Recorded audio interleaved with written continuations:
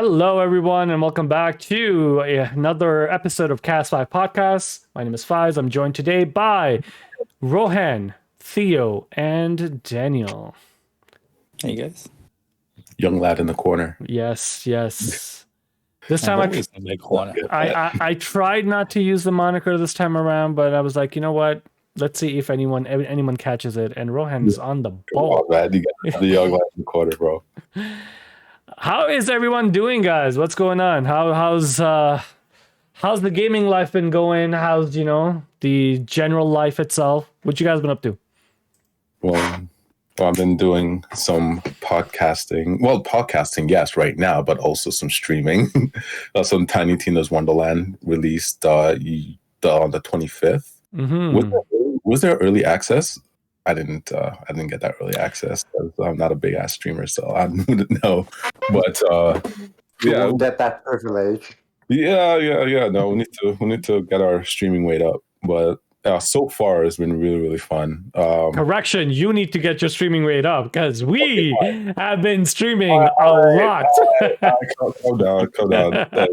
Yeah, that's like literally my third stream I did, but like we were doing Demon Souls before, but you guys been doing a lot of Final Fantasy and whatnot. Check us out. Pokemon 2. PS5. Pokemon 2. Yu-Gi-Oh! At Among Us. Cast_5 at Twitch. But yeah, Tiny Tina's Wonderland, it's really fun. Oh my gosh, such a cool game. Yeah, we'll talk more about it in great detail because I do want to get a little bit of a breakdown and a preview from you about is it living up to your dream or not. What I've been doing so far, like, because I haven't gotten too into it because I want to do most of my actual gaming my playthrough on stream, so I haven't gotten too far. I've gotten to the overworld off of stream because some technical skills I have to like get hashed out, but I believe I have. And next time I'm gonna see how much further I can actually get, trying to push past more over an hour next time. So while streaming, so should be fun. Fair enough. Fair enough. What about you guys? What you guys been up to? Messing around on some Final Fantasy. Been able to try out a new class and play around with a healer. Nice. Theo doesn't want to heal anymore. I was like way too late. Damn it, you do it when I'm already like done with the game. Yeah. You were supposed to save me earlier. Now there's nothing left for you to save. My soul is already gone. Except for like millions of other players that are also playing the game, I'm sure you can save them. but how are you liking the class? They don't matter. That's different. True. It's very different. I've decided not to do like one of the higher ones, like Sage, and just start from the beginning and do Conjurer and then into White Mage. And yeah, I've enjoyed it. I've only let the tank die twice. The first time is because it was one of the lower level dungeons, like Satasha or something, but everyone was all level synced, so it was all experienced players. So they weren't going like real careful. Like we were just doing massive pulls, and I wasn't healing in time. Trial by fire. I saw his health dropping, and I was trying to heal on the DPS, and I looked at the tank and realized it was going. I was like, oh no! By the time I even managed to do anything, he died. But I saved it. I managed to heal the group and then revive him and then heal the group again, and we all survived. So it wasn't too bad. It was just a little blip. And then the second time, I just got so excited, pretending like doing DPS stuff, throwing the stones and arrow attacks, and then I forgot to heal.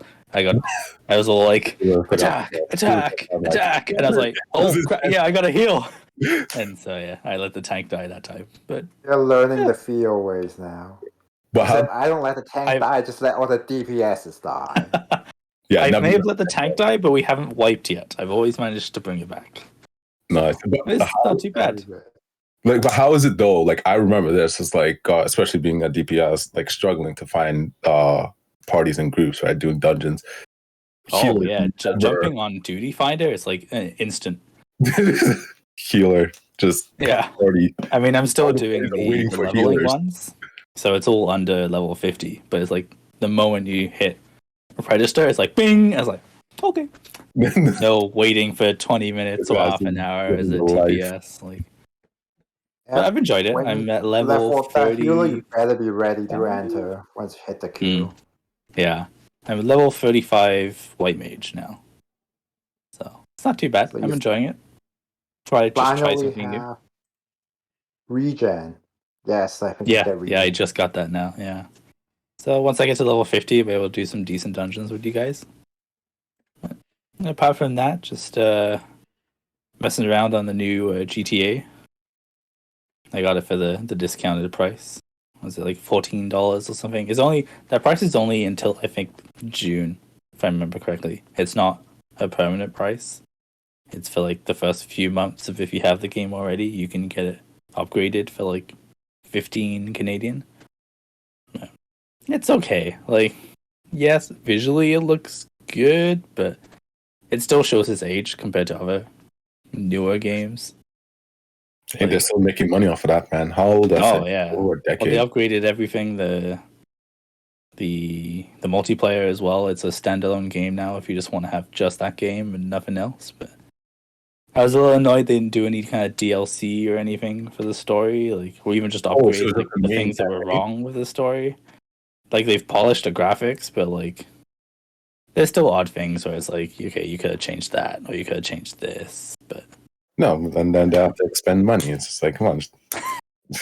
it visually it does might look as well good. go with the effort, I guess. Yeah, Like there's If ray that's all tracing back and in stuff in day. it now, and like that looks pretty good. But yeah, when you compare it to something like Death Stranding or Horizon or more of like the next gen games that are out now, it's still not as good.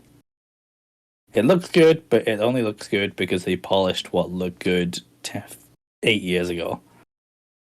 But yeah, I haven't decided if I want to go through the entire story again. I managed to just port my save over, so I did that little. It's not so much of a cheat, but how you like kind of abuse the in-game stock market on single player, and so every character has a like $10 billion, and I just bought every property and every vehicle so I can just mess around and do whatever I want. But that's just on the single player.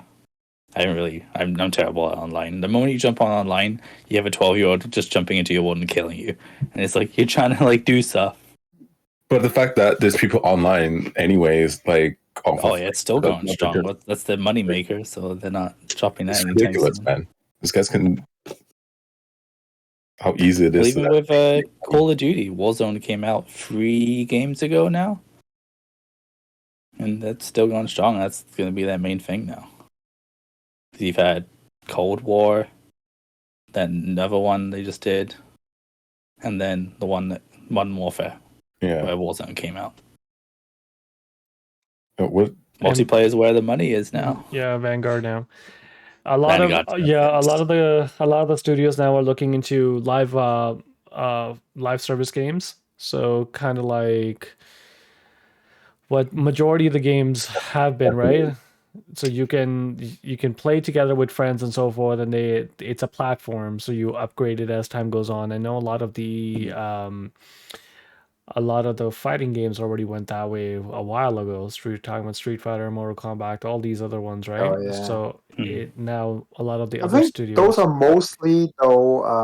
mostly character additions rather than It's season packs, right? yeah.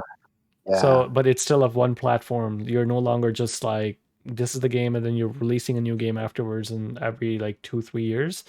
No, they wait a 4 or 5 year gap before they end up releasing something. And same thing right now, like Haven Studio, that's Jade Raymond. She is the creator of Assassin's Creed. They recently joined the PlayStation family, and it's a live service game. Bungie has perfected that. Sony's acquisition for Bungie was also because of that. So a lot of these things, factions for Last of Us is still delayed. That's supposed to be live service as well. So, and Final Fantasy 14, they're bringing offline elements in to make it sustainable as a live service. So there's a lot of different elements like that, right? That people just microtransactions is the way to make money now. So let's see. What Well, about you? I was actually like at first I hated the entire idea of a live service game because if it goes on offline then like you can't do it anymore, right? Mm. But after Final Fantasy 14 and Genshin, I was like, you know what? I can ride this. You got your I money get- as well. Yeah. if it's the type of game that you're really into, right? Like you invest that much like time into that you really really like that. Like live service games can actually work, but No, and the thing is also that Final Fantasy 14 and Genshin, like the way they handle the live service with the updates, like you can really tell live service is what works for them. 100%. Like they know how to make the updates. Like Final Fantasy recently, every update, every expansion, it's just been getting better. And that's the same thing with Genshin. Like they get to learn from the mistakes and improve upon it. So at that point, it just feels like what's not to like about live service, Exactly right. other than it going down. yeah, the internet cannot be messed with. Like at this point, man, like there's nothing that really works in terms of like entertainment, like entertainment providers. Fine entertainment. Live entertainment that or anything entertainment really that works without internet, bro. The world would pretty much shut down like completely without the fucking internet, man. Shit. Talking of Final Fantasy, though, I carried on the story for Endwalker, and now I'm stuck at the next single-player mission thing. Is it the one What level where is that? Oh, he's trying to recruit people to do it for him again. is it I might need some help. is it the one where you are the soldier? Yes. Ah, okay. I haven't tried it on very easy yet, so Try it on very easy. It's actually it's yeah, How rushing many back. times have you tried? just the once. This one? Yeah, no, Okay. And I try, was like, try it a couple of times. Yeah, you'll be Yeah. fine. Okay. Yeah, that was the only one that I did on very easy. Yeah. I noped the hell out of it. All right. With that said, thank you so much, guys, for joining me today. I have tons of content that I want to discuss with you guys, and it's kind of funny because Tiny Tina's Wonderland's on it, Grand Theft Auto's on it. We're discussing some stuff for PlayStation, which is it's gonna be a pretty impactful day. But for those of us joining us for the very first time, we are Cast 5. We have a podcast that comes out on a bi-weekly basis. We are currently reviewing Bleach at the moment, and we will be starting Moon Knight, very, very soon. But we review, discuss video games, anime, movies, entertainment news, or generally any topics that matters to us, and hopefully they matter and resonate with you as well. As Rohan mentioned before, we also do tons of Twitches on tons of streams on Twitches. Wow. I touch a little bit. That just with completely Theo's internet connection, he might have kind of twitches. Exactly right. Wow. People out there, don't worry. We're good to go. Just completely butchered that. But yes, we also stream on twitch.tv/cast_5, and currently we are streaming parts of Endwalker, Demon Souls, Among Us, Tiny Tina's Wonderland, Yu-Gi-Oh, and Pokemon.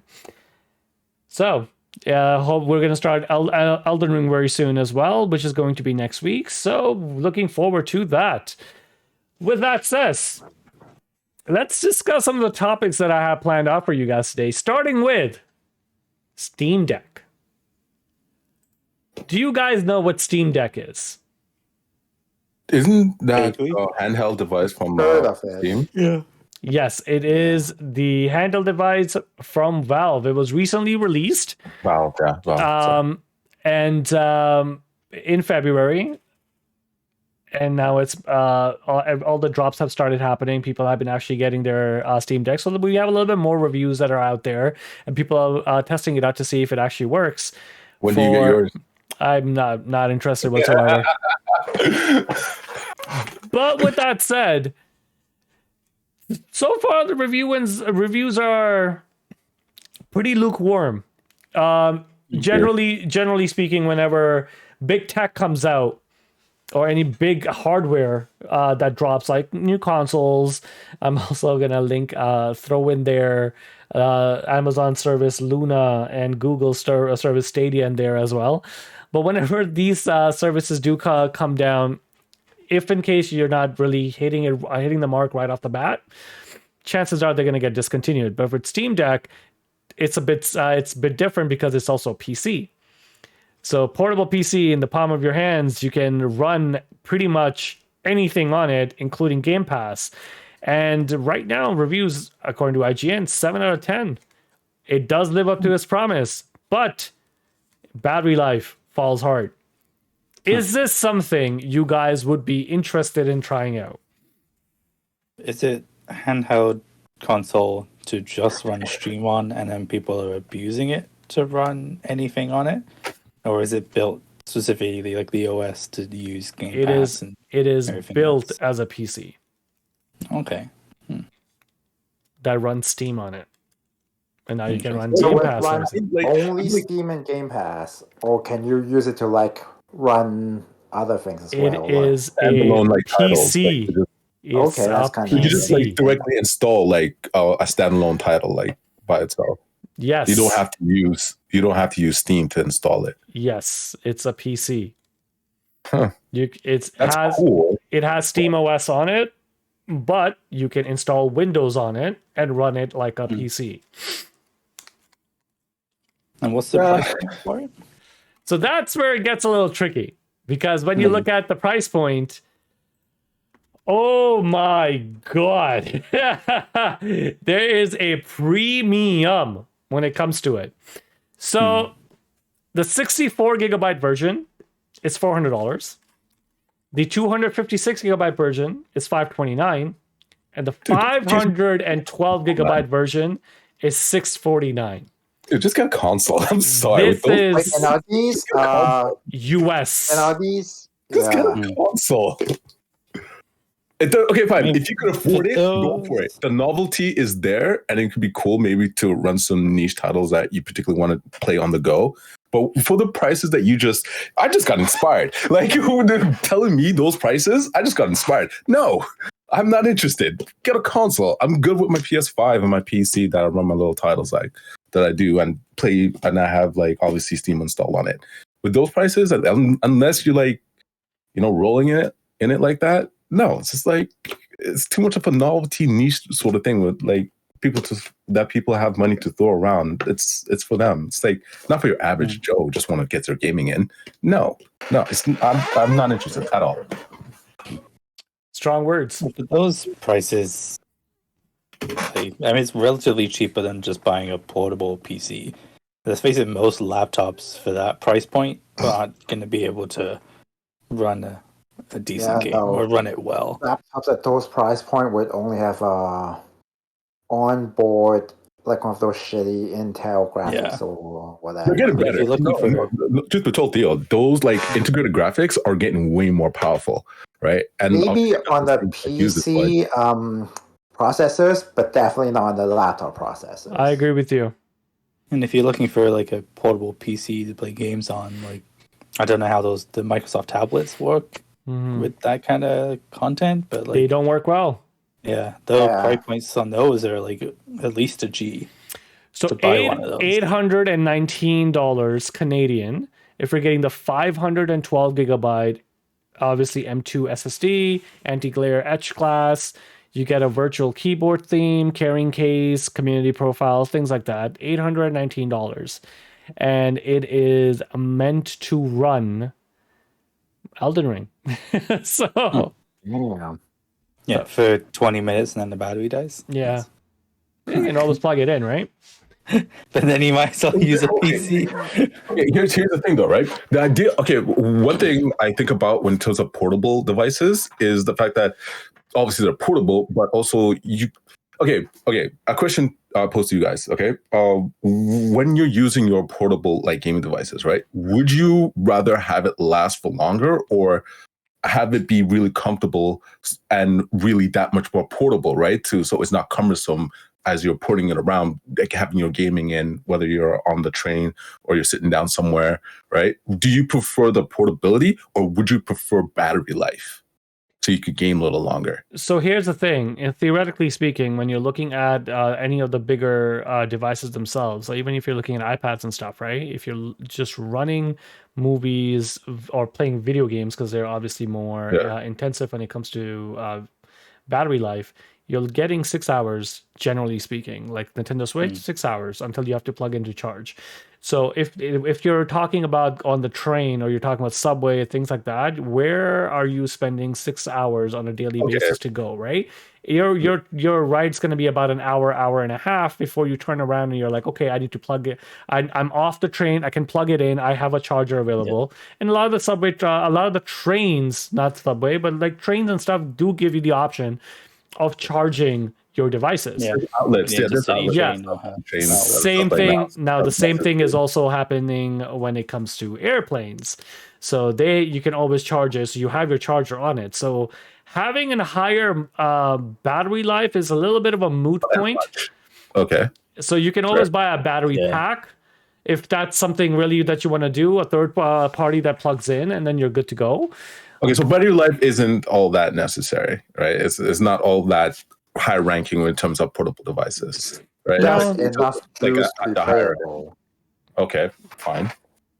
Yeah, because most of the time you're just going to somewhere where you can just plug it in. Like if you're using it on your commute to work, you'll just plug it in at your desk or work anyway, and then have a full battery when you go back home. So now let's say if you can't take your console with you, right? That's the appeal of Xbox Series S. It's a smaller console. You can take it with you. You can do all that stuff. It's meant for portability. But let's say if you did not have that option and you wanted to play some games that are not available on Game Pass or not available, that they're not available on Game Pass or PlayStation and so forth, right? And they are through Steam. This ends up becoming that bridge, right? You don't have to lug around a laptop or a PC with you if you are going to conferences or if you are traveling. So I can definitely see the appeal there. It's just, it is something that depends on how well the titles work, though. Like most Steam games are very mouse and keyboard orientated, unless you have a controller. Then how does using a controller to sign in to use that, right? So if you're going to use that, I agree with you.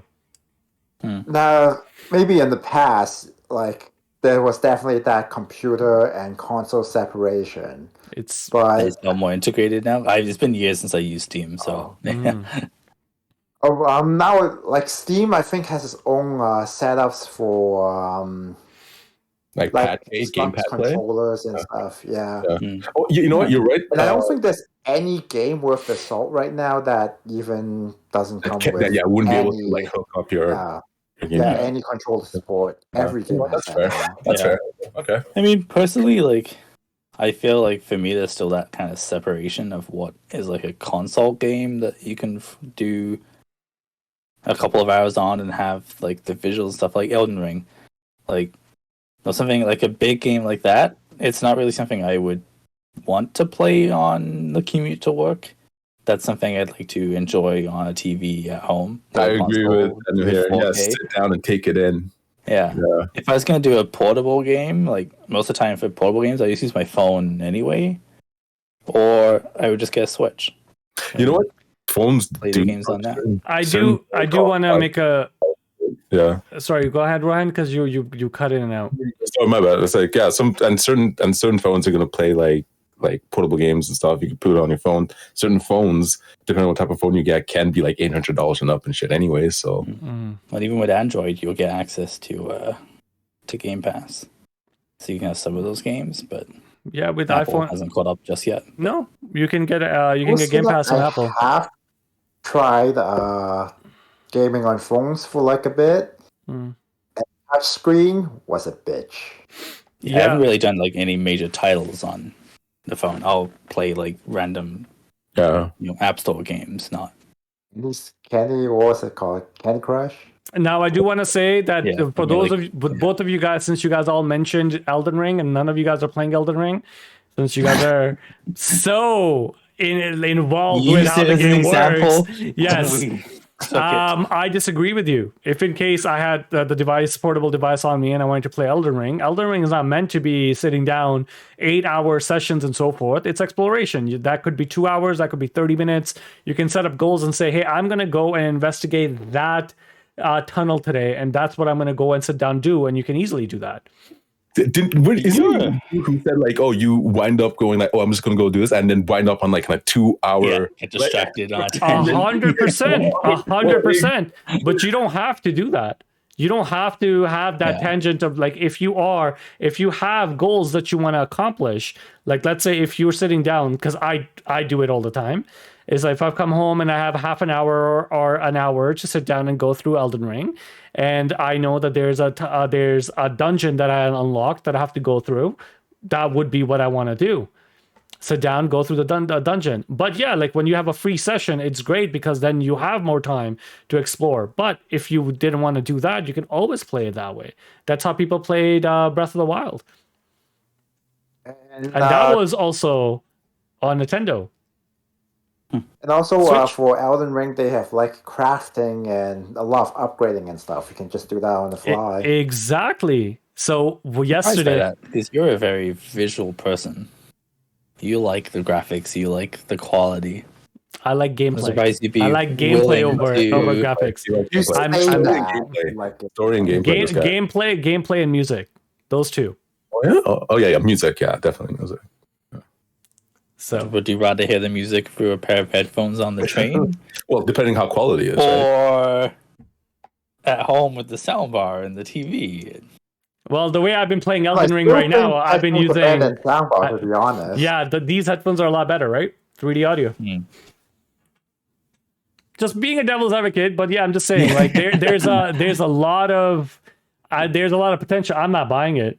I am not interested whatsoever in the Steam Deck. But if they nail it, if this works, especially with iCloud and so forth, I think this would be a fantastic way of improving our bandwidth speed when it comes to content. This means that internet speeds all across are going to be better. Your just the grid itself will end up being a lot smoother.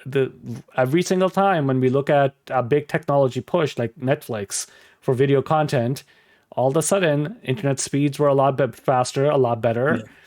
We had to get HD content, and this is in the step in the right direction. So who knows, right? It might end up being in one of those cases where everybody has a small little portable console that they're like, just streaming games off of because it works. Yeah. Well, you can even see it now, like this implementing like internet in the subway system. I mean, it's slowly getting there. Like the infrastructure is there, they just haven't fully set it up yet. That wasn't around 5-10 years ago. Yeah, I remember it was off the chain when like people discovered like, wait a minute, there's Wi-Fi in the freaking subway. What is this? Yeah.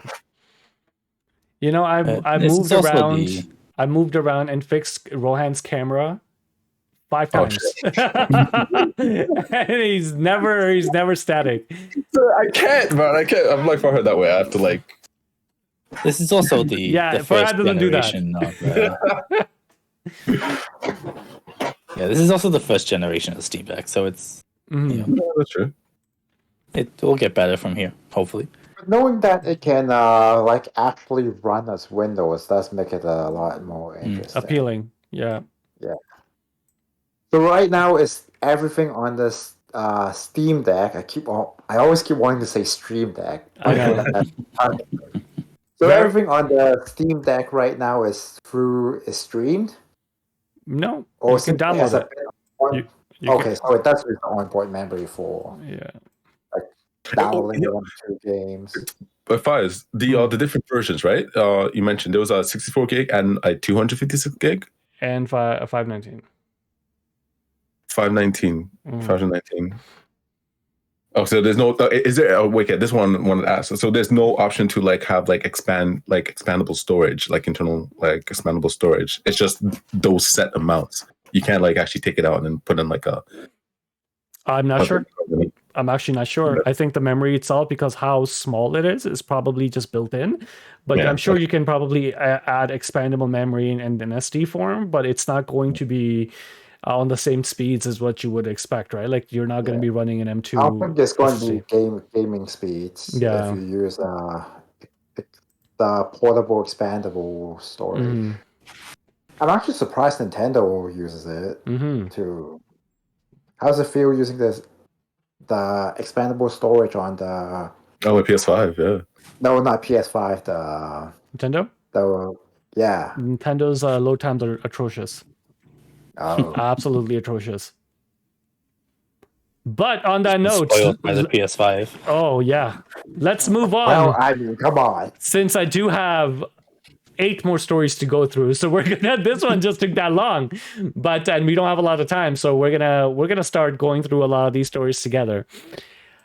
Next one up was GTA 6. New rumors have dropped, and they mentioned that GTA 6 is going to take place over 2 separate time periods. Don't know if in case it's going to be multiple characters this time around, but 2 separate time periods. They're looking at a modern day version of Vice City. And on top of that, the best news that I can think of, if it is real, is that it could launch as early as 2025. 3 years. Does Rockstar usually give like a timetable like that, or have they been just like usually just like, oh, by the way, it's coming out? The game that they've been working on after GTA 5 was Red Dead 2. And that took roughly around 5 years. 2018, I believe it came out, 2019. So 5 years, 2013 to, yeah. And now you're looking at 5 years after that, so 2023, 2024, 2025, around that time period would be GTA 6. I'm sure they've been working on it. I'm sure they have some sort of idea what they want to do. I don't know what kind of satire it would be, because like, look at the world that's we're living in at the moment. But having 2 separate time periods and seeing the growth of a city, that I don't think has been done, right? Like even having multiple characters drop in, drop out, that was something very unique that GTA was able to do on a PlayStation 3. Yeah, so I can't now think of any other games that has like jumping back and forth between time periods. Is it off the top of my head? I can't. I can't. But TV shows, but not games. Do you guys still feel GTA will have the same appeal after this long? A new Grand Theft Auto being launching is going to shatter all records and everything. Yeah, I can't see it.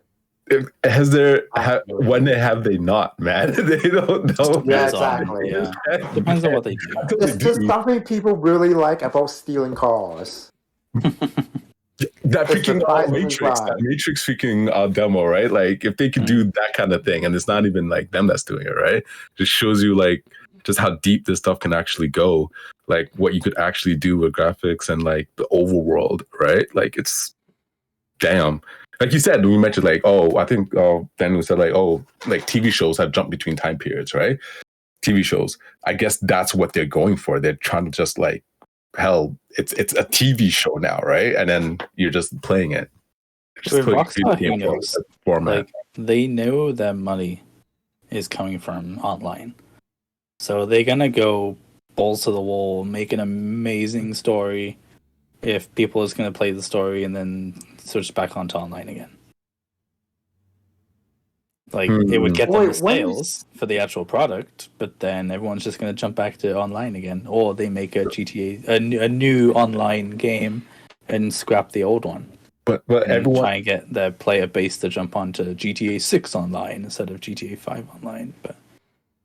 But people love the GTA stories. I mean, like like they're great, but their money is not coming from the stories anymore. Exactly. I don't know. And everything's done by money. Like I really, really, really hope that the story is going to be amazing, and they do DLCs and everything else, but chances are, like, I don't know. Is it going to be at the same caliber of what they had to make it as engaging and sandboxy-ish that they had to make it before because they didn't have their moneymaker, which was Grand Theft Auto Online.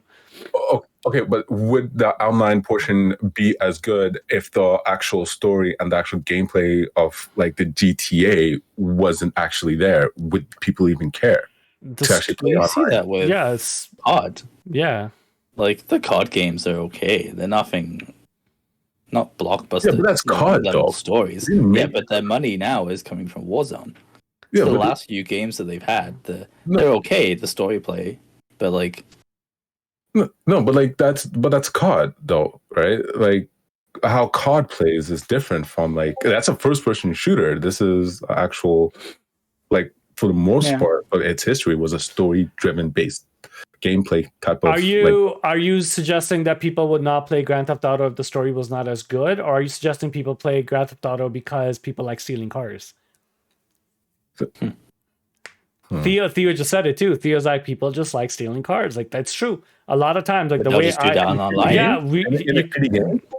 well, no, I'm saying that's Grand Theft Auto's appeal, right? Like the reason why you liked Grand Theft Auto was because you could do anything you wanted. It's a sandbox, right? Yeah. Like, and San Andreas really took that to the next level with you working out. That means you're going to get bulkier, things like that, right? Like they always have made sure, like whatever you want to do, you can end up doing it without paying attention to the story at all. Story just used to be the added extra layer, right, of quality. Now, question is, do they need to go balls to the wall with the story as much as they did with Grand Theft Auto 5 and 4? Still sell as much? Maybe not. Because online is what's selling them. With the Red Dead story is amazing. But they're online, online. I don't know how their online is going. Like, I know there were some issues with it at the beginning, and everyone kind of turned off by it. But like the in-game economy on Red Dead was atrocious.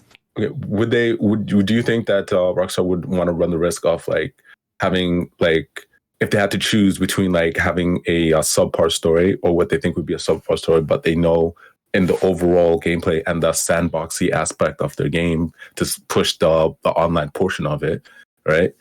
And like decide between the two.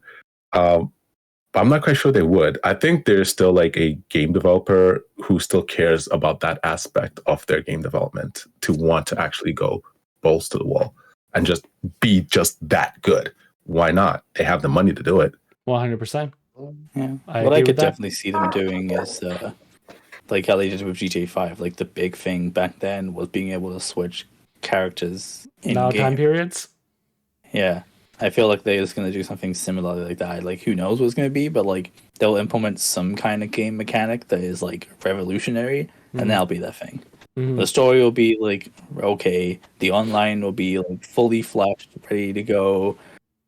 Like that's where all their money is going to come from. The story will be like good, but nothing amazing. But there'll be something in the story play where it's like a new game mechanic or something that other games cannot do. So here's the thing, Rohan, you tell me, which emotion do you think is the most powerful emotion that people feel? In terms of in what aspect? Like in video games? Just in general. Like, what do you think? It starts with an N. You and I discuss this a lot of times.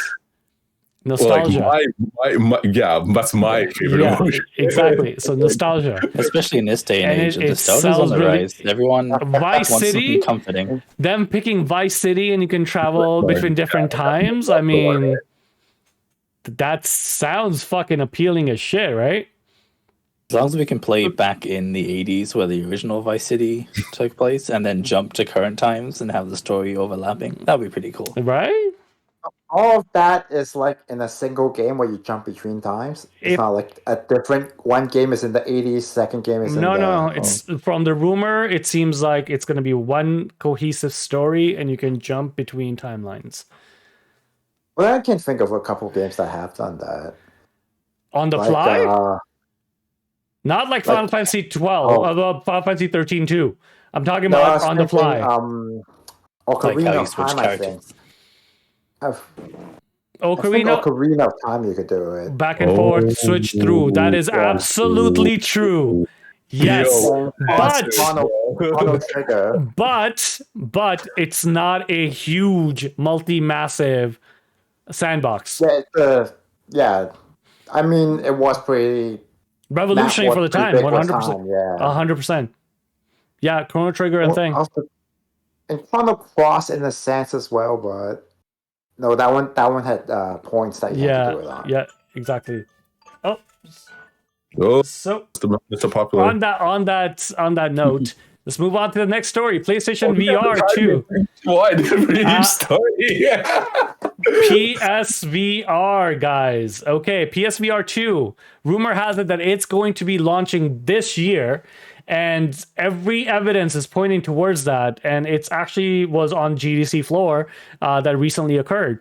The specs themselves: 4K HDR, 2000 to 2040 per eye, 110 degrees FOV, so like your visual itself.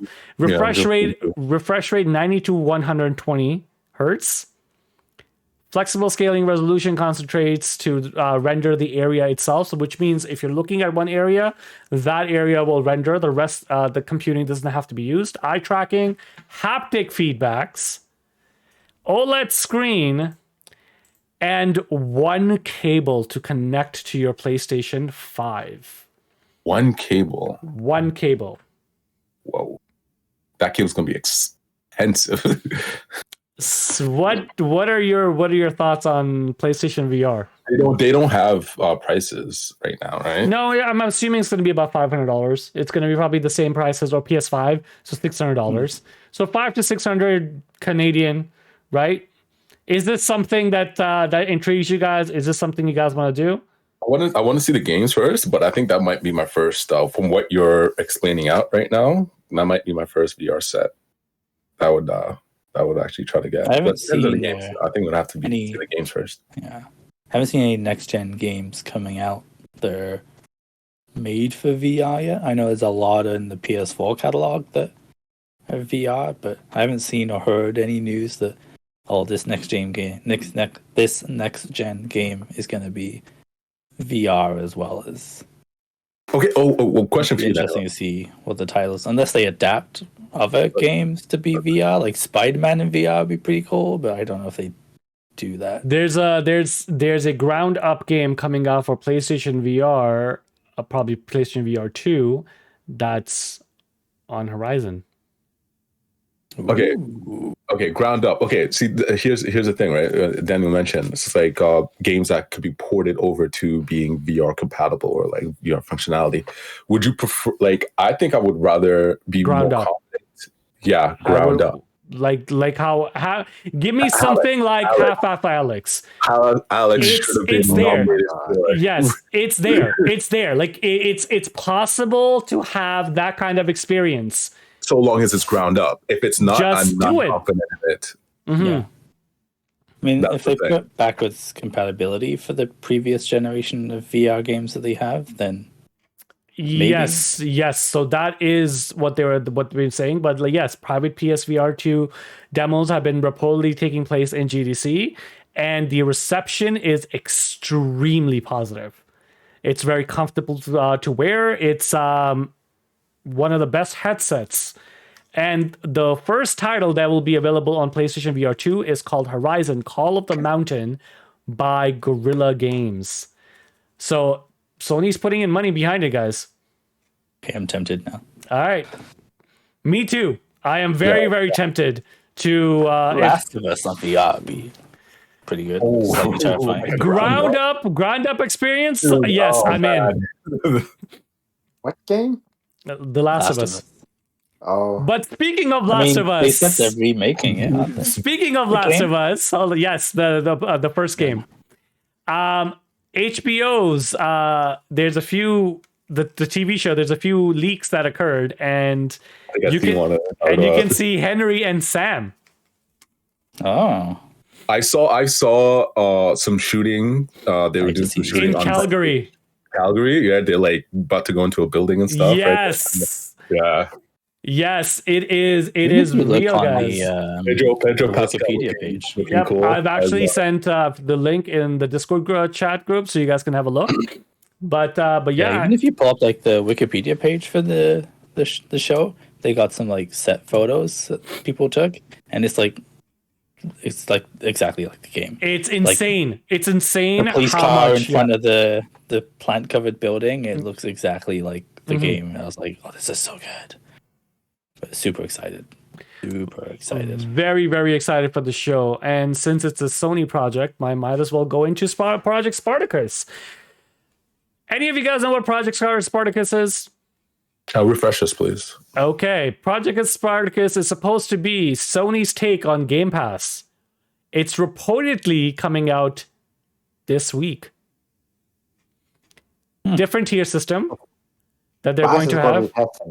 Yeah, so there's going to be different tier systems. Tier 1 is going to be existing PlayStation Plus benefits, what you get.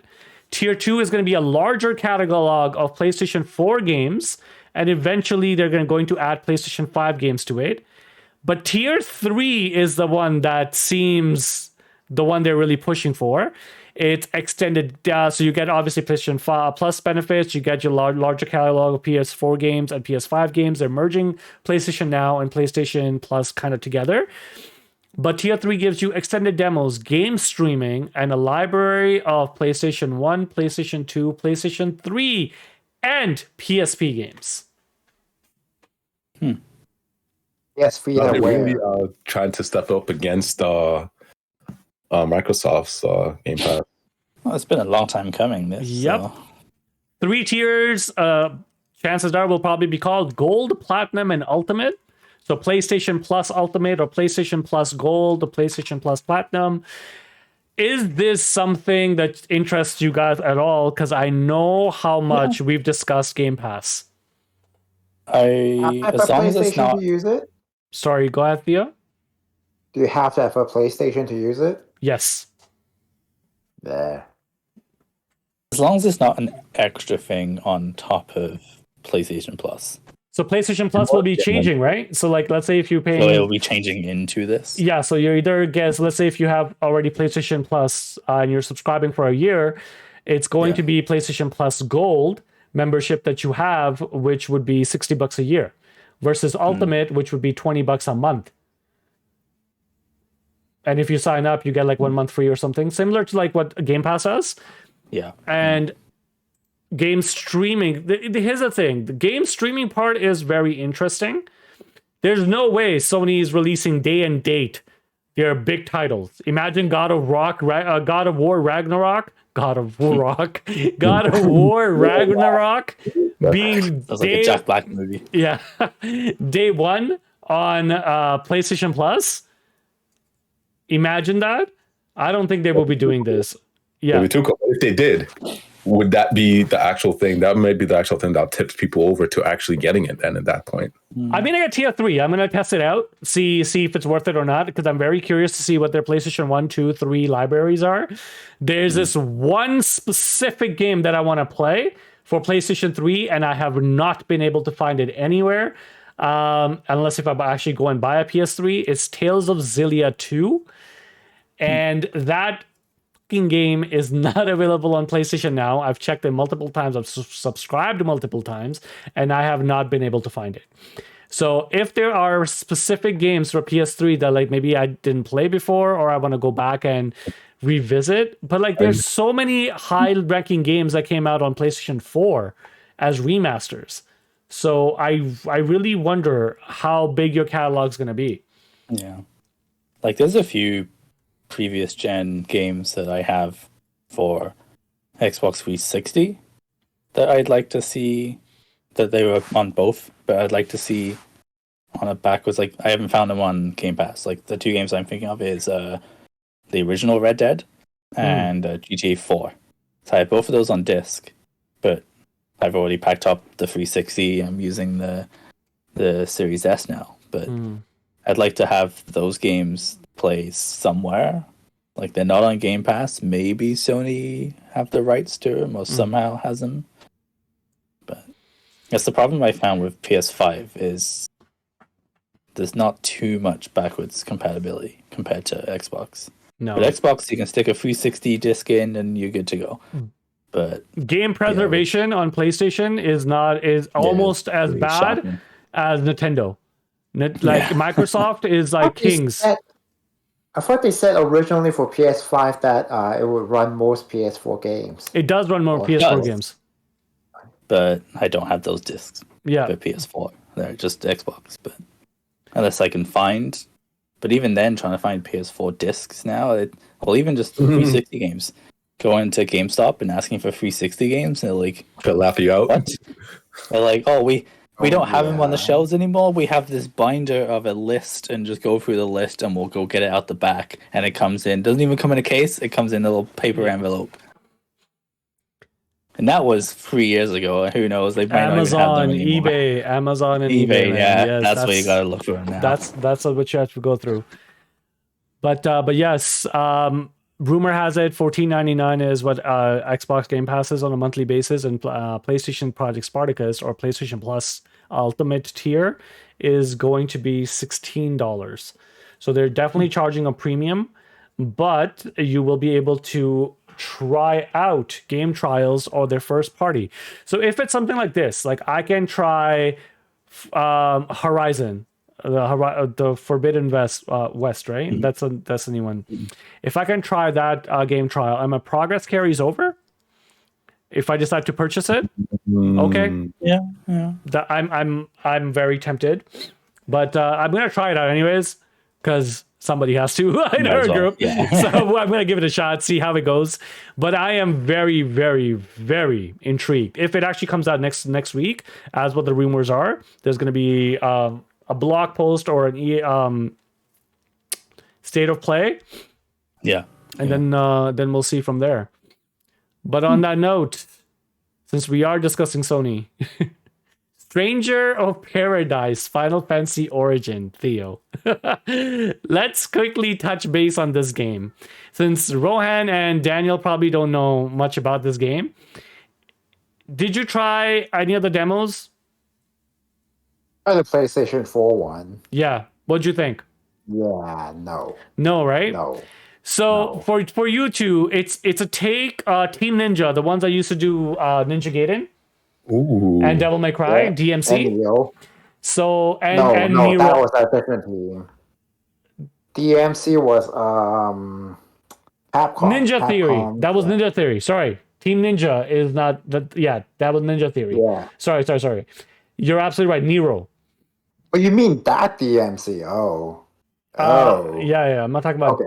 Yeah. So. Not the ones that I like. Yeah. No. Not the actual Devil May Cry series. So their take on, you guys heard of the Nier games, right? Rohan? Yeah. The Samurai ones? Yeah. Yeah, I played that a little bit. Yeah. So it's, imagine that taking place in a Final Fantasy world with really horrible dialogue. Like there's this one dialogue where the guys, they're like, what are you going to do? He's like, I'm going to go find Chaos, but Chaos isn't here. Oh no, you There's showed me an a awkward preview of pause. this. No. This part I haven't shown you. There's an awkward pause, and this man turns on some music that sounds like Limp Bizkit, and he walks out. And I was like, what? There's another part where one of the major bosses. It was worth it just to experience that shit. Yo. Well, 100%, not at the price of $90 fucking dollars. But there's another scene where this monster's like, you have awakened me from my eternal slumber. My name is, and he's licked from like or the original Final Fantasy.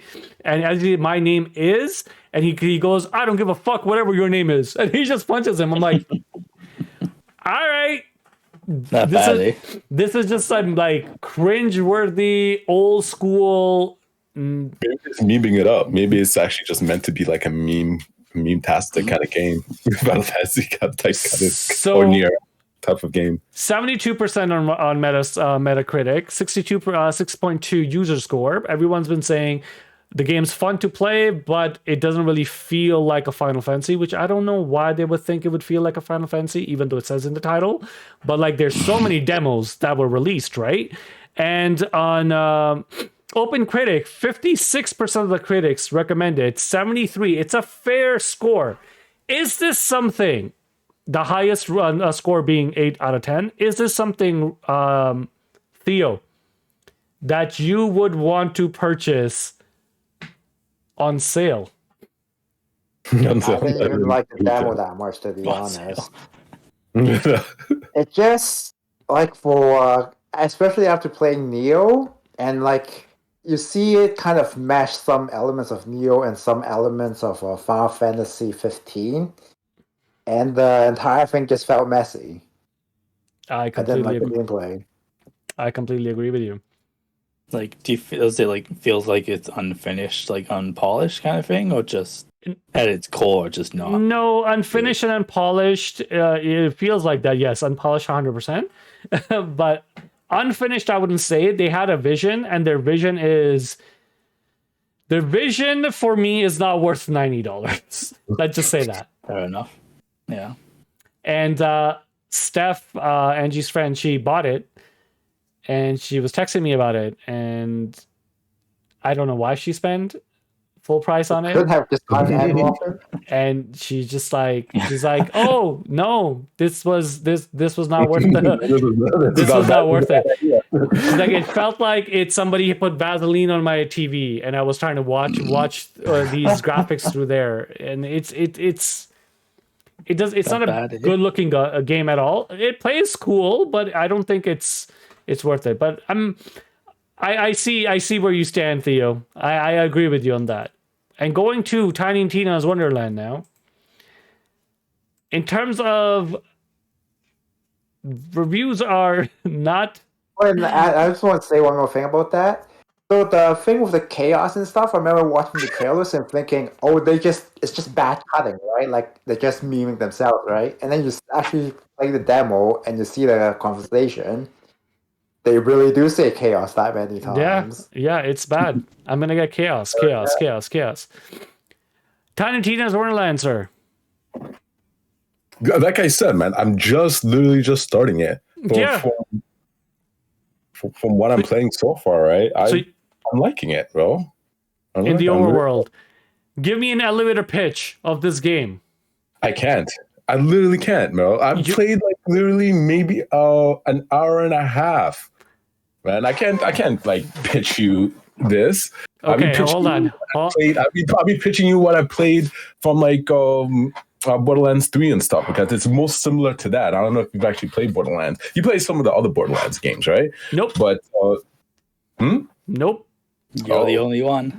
That's a Rohan game. So you bought the game for a reason, correct? Because you like Borderlands.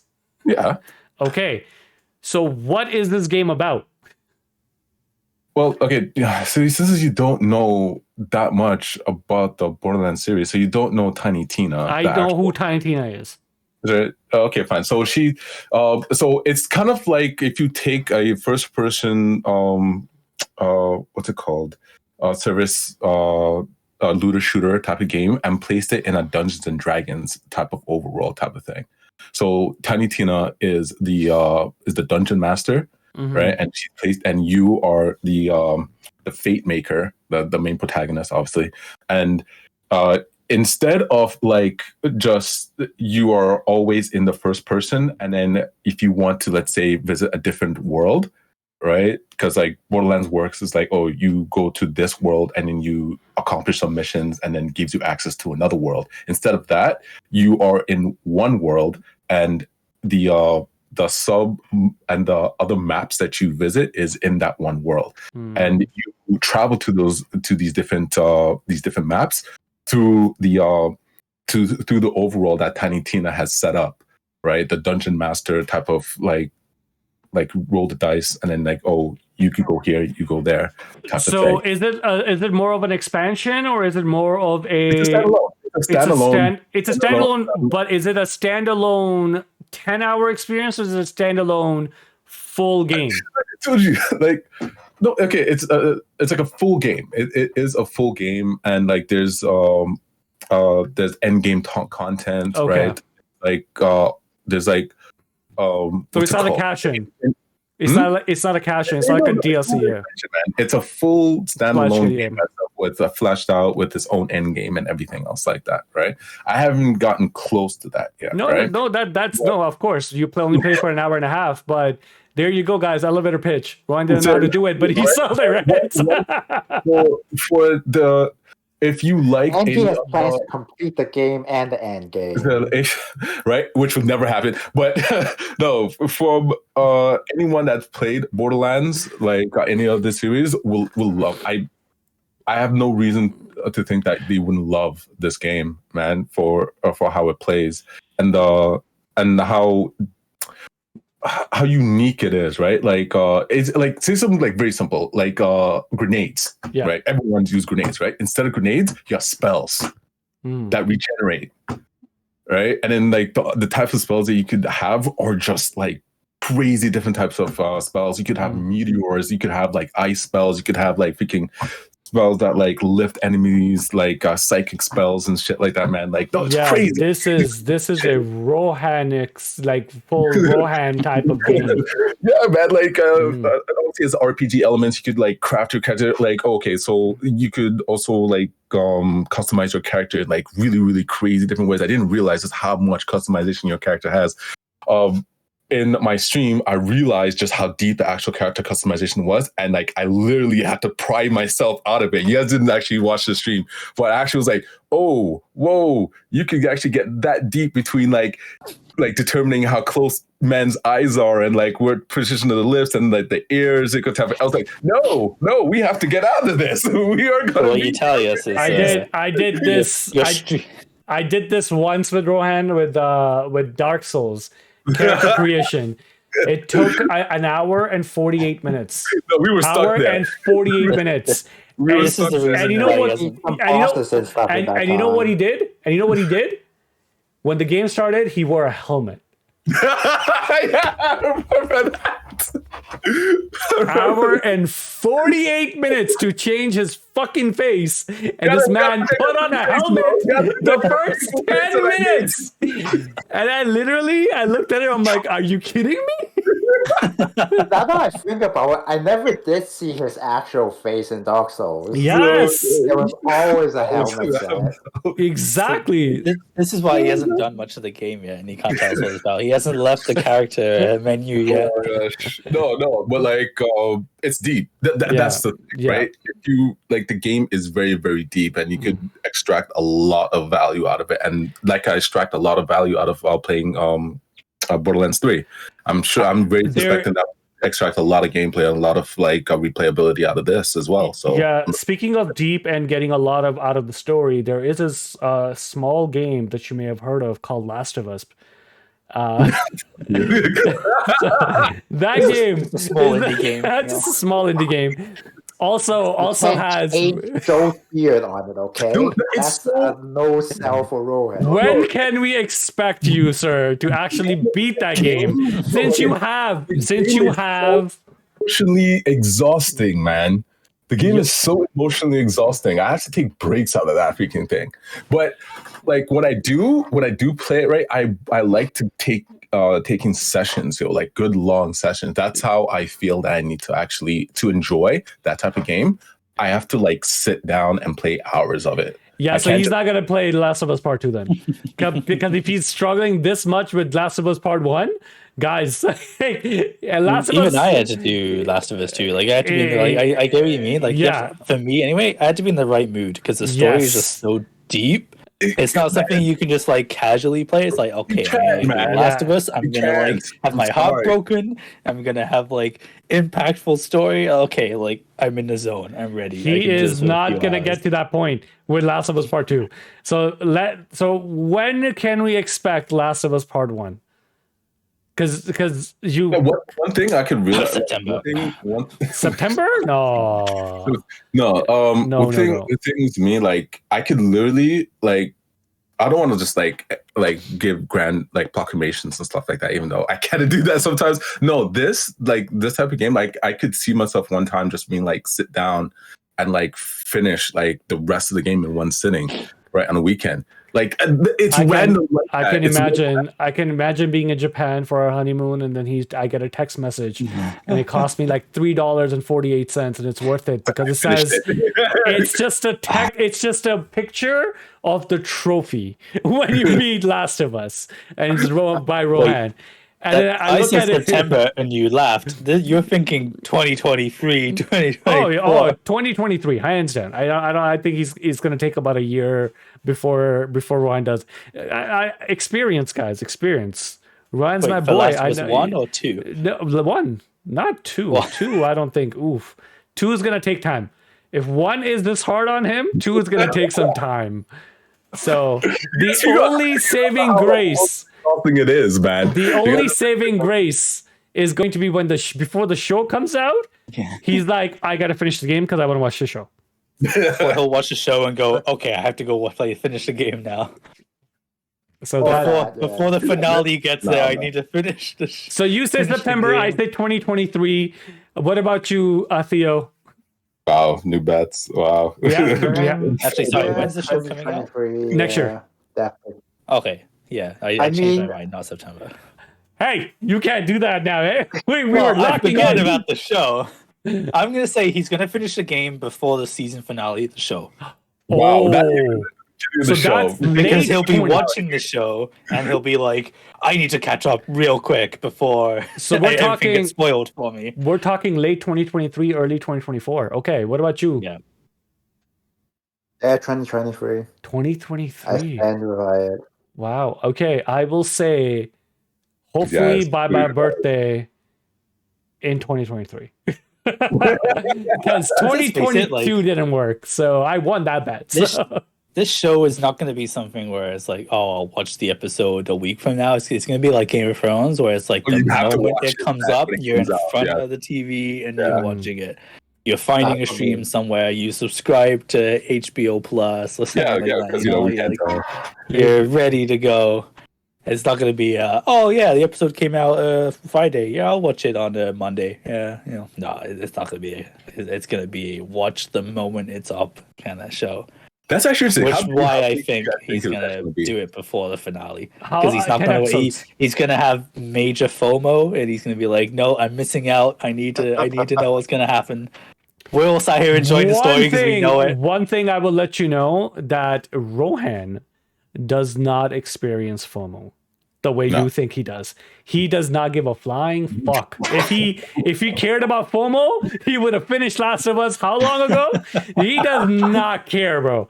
That's why these bets are the best because Endwalker, we're winning that one.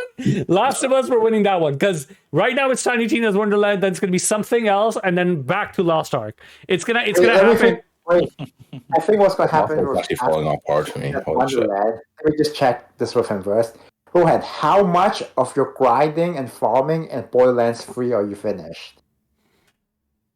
Actually, most of it, man. I don't think I'm actually going back to actual Borderlands 3. Yeah. Oh, So- I thought you were Just actually movie, going but to really? finish your build or whatever. If he's moving on to another game, that game needs to take that entire portion of his life, guys. So this is Tiny Tina Wonderland right now, and then Lost Ark, and then Ryan's gonna be like, okay, what have I missed? Let's finish Last of Us. God of War is like 2025. Horizon is like 2024. So it's gonna be a while. Constantly have stream of content. He's always gonna have something. And Last of Us, he will finish. I bet you, that I can guarantee you, he will finish Last of Us. I know him Just not far this too year. well. He's my boy. But when it comes to Last of Us Part 2, that I think we're gonna be on PlayStation 6. But that or the Pro version. Remake of PlayStation 6, Last of Us Part Yeah. 2. There'll be 20K TVs out by then. Yeah. and, Back in the day, guys. There won't be a TV. It'll be a full immersive VR experience Installed when into you your watch brain. something. Right, digged right in. But go Oh, it'll ahead. be an actual zombie apocalypse. Hopefully You not. get to live Last of Us. Here's us being lighthearted. Feels like now the world will be end by the time. Matrix style. Matrix, That's what's up. exactly right. But before we end, guys, for today's podcast, there's a very fun little thing that I wanted to mention to you guys that I found hilarious. So, on Rotten Tomatoes, the Batman 2022 version, currently audience score is sitting at a glorious 88%. This is the Batman. Amazing, right? And then, However, you look at Uncharted 2020. It's 90. It's beating the Batman. It's 90. Okay, wait. Is that critics or is that like audience score? Use audience. Okay. I can see why. I don't have like a full fleshed out theory, but I can see why. Uncharted is just pure like fun. movie going, popcorn, fun. That's even as fun as the older adventure movies, though. You have not seen it. You should see it. You should see it because we had a blast. We had a blast. It was a lot of fun. It was actually a lot of fun. But I'm shocked. I thought it would be close. I wouldn't think that Uncharted would be beating the Batman. It's getting a Maybe sequel. It's the length. Definitely. Yeah. Maybe it's just 3 hours is just too much for some people. Because I asked my sister the same thing yesterday. They were over and I asked her, she's like, "Oh, did you watch the Batman?" I'm like, "Yeah." She's like, "What you think?" I'm like, "Oh, it was great." She's like, "Yeah, I'm interested, but 3 hours." But It didn't feel like that though. I didn't think it was I thought it was shorter. Like I didn't feel. I was aware that it was a long movie. No, just not that long. I did feel the 3 hours. I felt the 3 hours. No. Because even the reviews too, I mentioned it. There's about 10-15 minutes that you can shave off. The very last portion of when his followers are attacking the mayor and stuff, I was like, come on, man. Yeah, and the jump and him falling down. Like there was a few parts I was like, come on, bro. What difference does it make? If you got up and you walked people out, why the slow-mo? What are the critic scores like for both of those? 41 for Uncharted, 41%. shit on that thing. And the Batman is currently sitting at 85. Oh, okay. Yeah. So this will be this is quite interesting. I just wanted to make sure. I appreciated the Uncharted for its just pure movie going fun experience, right? It's a video game, movie, fun. It was just actually good. It was just actually pretty good, pretty damn good. It's not meant to be in-depth storytelling.